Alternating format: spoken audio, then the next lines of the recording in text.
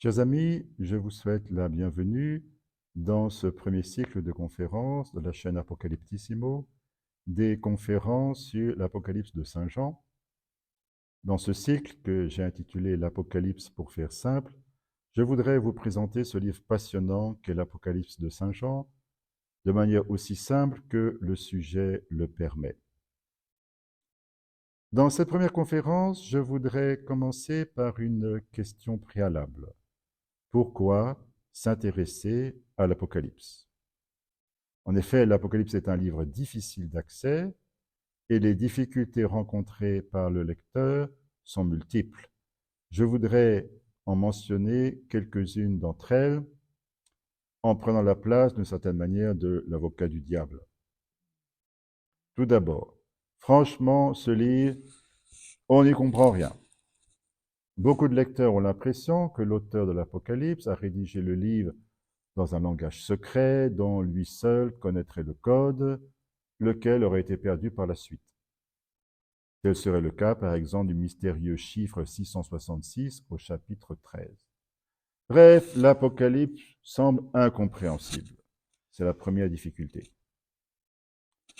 Deuxième difficulté, l'Apocalypse, mais c'est un livre de fous. On y rencontre constamment des incohérences qui semblent aberrantes. David Lawrence, écrivain britannique du début du XXe siècle, a écrit en 1931 un petit livre sur l'Apocalypse dans lequel il exprime le dégoût qu'il ressent en la lisant. Je le cite.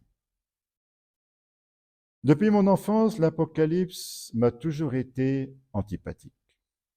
En premier lieu, son imagerie somptueuse provoque le dégoût en raison de son caractère complètement artificiel. » Alors il cite le chapitre 4 de l'Apocalypse. « Devant le trône, il y avait une mer de verre comme du cristal, et au milieu du trône et autour du trône, 4 animaux pleins d'yeux, au dehors et au dedans.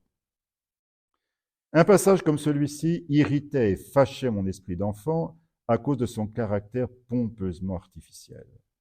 C'est de l'imagerie qui ne peut pas être imaginée. Comment, en effet, 4 animaux peuvent-ils être pleins d'yeux au dehors et au dedans, et comment peuvent-ils être à la fois au milieu du trône et autour du trône? Ils ne peuvent pas en même temps être à un endroit et à un autre. Ah, mais c'est comme cela, l'Apocalypse. Déjà au XVIIIe siècle, Johann von Herder, un philosophe allemand des Lumières, déclarait que c'est un signe d'équilibre mental de ne jamais s'occuper de l'Apocalypse.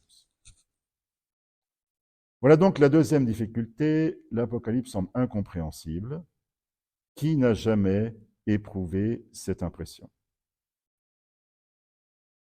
Troisièmement, on ne compte plus les interprétations fantaisistes de ce livre, telles par exemple celles qui interprètent les sauterelles du chapitre 9 comme étant des hélicoptères de combat pendant la guerre d'Irak. Mais s'il en est ainsi, et si les interprétations partent dans tous les sens, n'est-ce pas la preuve qu'on ne peut rien tirer de solide de l'Apocalypse, étant donné que chacun pourrait y mettre ce qu'il désire y trouver? Une quatrième difficulté concerne davantage les lecteurs chrétiens. L'Apocalypse est pleine de violence et semble incompatible avec le reste du Nouveau Testament, notamment les évangiles. C'est bien ainsi, du reste, que le perçoit David Lawrence lorsqu'il écrit « De même qu'il était inévitable que Jésus eût un Judas Iscariote parmi ses disciples, de même devait-il y avoir l'Apocalypse dans le Nouveau Testament. » Bref, l'Apocalypse, c'est comme Judas. Elle trahirait le message de Jésus. Et de fait, comment accepter de voir au chapitre 19 de l'Apocalypse, pour prendre un exemple, le Christ massacrer ses ennemis avec une épée et livrer leurs cadavres aux oiseaux du ciel? Cela semble non seulement choquant et de mauvais goût, mais aussi contraire à l'Évangile. Alors l'Apocalypse est-elle vraiment une bonne nouvelle? Reconnaissons que dans le langage courant, le mot apocalypse a plutôt une connotation négative. Il suffit de rappeler le célèbre film Apocalypse Now de Francis Ford Coppola sur la guerre du Vietnam, qui remporta la Palme d'Or au Festival de Cannes en 1979. Dans ce film, le mot apocalypse suggère les horreurs de la guerre du Vietnam. Pensons par exemple à la célèbre scène où l'on voit les hélicoptères de combat du lieutenant-colonel Kilgore bombarder un village au son de la chevauchée des Valkyries de Richard Wagner. Alors, si c'est cela l'Apocalypse, est-elle vraiment une bonne nouvelle? Face à ces difficultés qui sont réelles, chers amis, je vous dis d'expérience, eh bien si, il vaut la peine de s'intéresser à l'Apocalypse. Tout d'abord, et cette remarque s'adresse aux chrétiens, l'Apocalypse fait partie du canon du Nouveau Testament. Et donc le lecteur chrétien sait que l'Apocalypse est parole de Dieu, inspirée par l'Esprit Saint, et donc on ne peut pas l'écarter comme cela du Nouveau Testament. Il n'est pas possible de l'ignorer, car ce serait rejeter une partie de la parole de Dieu inspirée par l'Esprit Saint. Mais peut-être que certains d'entre vous n'ont pas la foi chrétienne.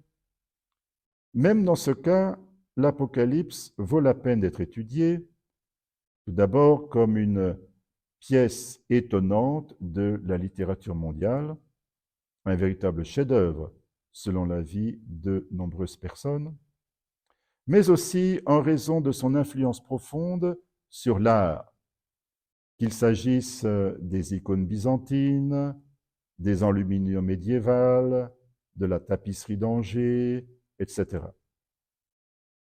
Par ailleurs, l'Apocalypse a aussi influencé l'histoire des idées en Occident, par exemple à travers le mystérieux règne de Milan du chapitre 20.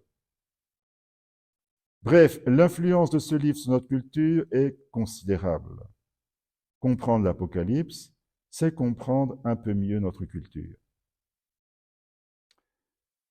Donc, que vous soyez chrétien ou non, je vous invite à me suivre dans les conférences suivantes, dans cette découverte de ce livre étonnant qu'est l'Apocalypse de Jean. Nous commencerons par une petite introduction à l'Apocalypse avant d'entrer dans le texte. Je vous dis donc à bientôt.